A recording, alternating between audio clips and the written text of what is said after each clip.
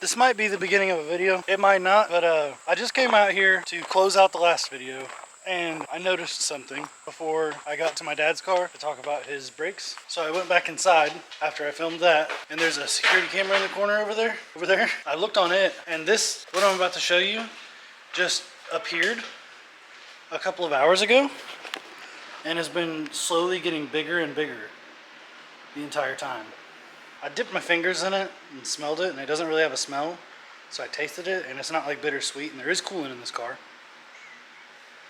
So I don't know what it could be. And it's like behind the front wheel, you know what I mean? It's back here. So it could be like heater core. That's some bad juju. It could be heater core. Or it could be like, it could be as simple as this line here got pinched. That's for my radiator sprayer. But that's not the case because everything's dry in there. I didn't even look at that yet. Okay, so let's jack the car up and see where it's coming from. Let's get her in the air. Whatever it is, man, it's a lot. The jack was even with the back of the front tire. So it's definitely coming out somewhere in like the firewall area or back of the motor. Man, I don't know what it is, but it's a lot. All right, ladies and gentlemen. Let's see what we can find. So I just moved the car. You can see there's already a puddle. So it's pretty apparent where the issue's coming from. It's dripping off right there.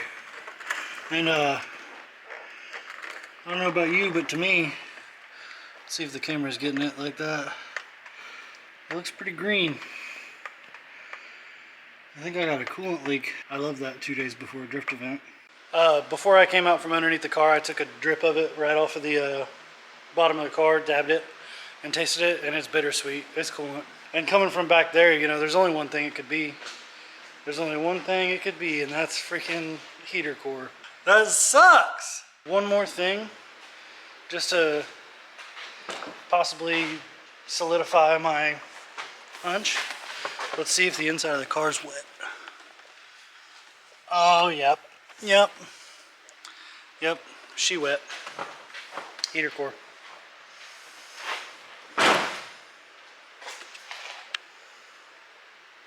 God damn it! I bought this little U to do that off my heater lines because that's what everyone does on like the interwebs. But it turns out the hose in this guy right here goes straight to my coolant reservoir, which is the only fill cap on these cars. So all those guys with LS swapped stuff that loop their heater lines, they have radiator caps. I don't have a radiator cap. I can't loop my heater lines. I gotta go from the reservoir back to the water pump. So I bought that hose for nada. But I gotta make something work. I don't know if I'm gonna use the long line or that line I bought or what I'm gonna do. I'm gonna try to make something work. And then I'm also gonna put my 160-degree thermostat in. While we're in here, since I'll have to refill and bleed the coolant system anyway. See what type of line we can't make work. We ended up using the hose that I bought. It was like a U shape, but we kind of, you can see right there, we kind of just turned it into a 90 and went down there. And that properly bypassed the heater core, obviously. Held coolant. We changed the thermostat too. I'm sure you could see when I showed you that that part looks nice and shiny. That was a 160 thermostat. And the one I pulled out was, you know, either a 180 or a factory, which is like 197 or something like that. And we ran the car in the garage with the radiator cap off, or overflow cap off, for probably 15-20 minutes, like a very long time. And it wouldn't get above 176 degrees. So, and that's a good thing, right? So I was like, well, let me take it down the road and see what happens. So I took it down the road and it went down to 171.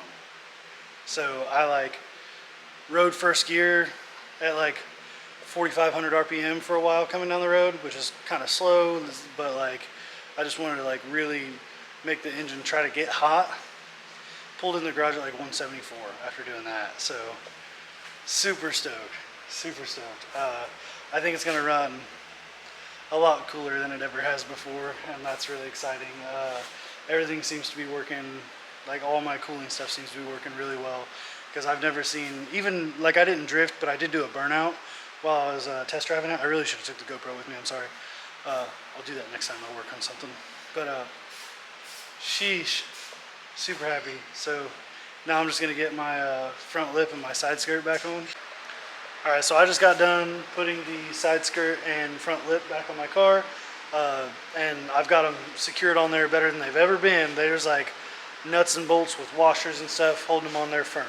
I didn't record that because you guys have seen me install them before if you follow the channel, so there wasn't no reason. Shout out to CJ back there for helping me. Now the next thing we have to do, the last thing we have to do actually, before we can start loading up, is my car doesn't have any taillights. So we gotta put some taillights back here.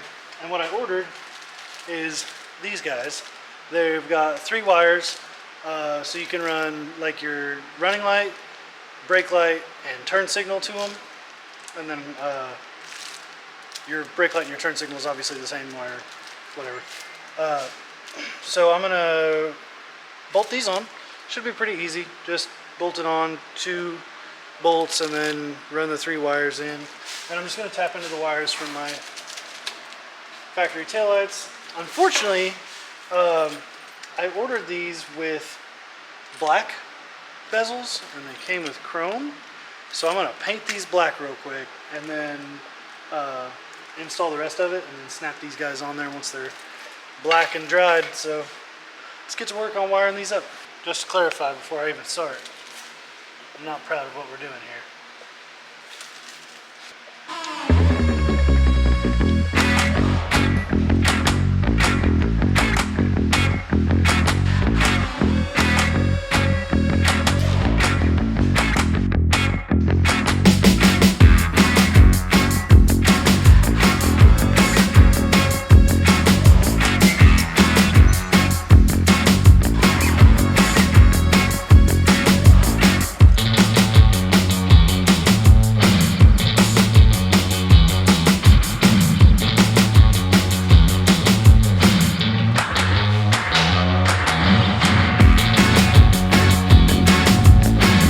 Well guys, this was a quick and dirty job just so I don't get called out for no brake lights again at the track. But that's going to conclude this episode, so thanks for watching. Don't forget to like and subscribe, tell your mom to subscribe, and we'll see you on the next one.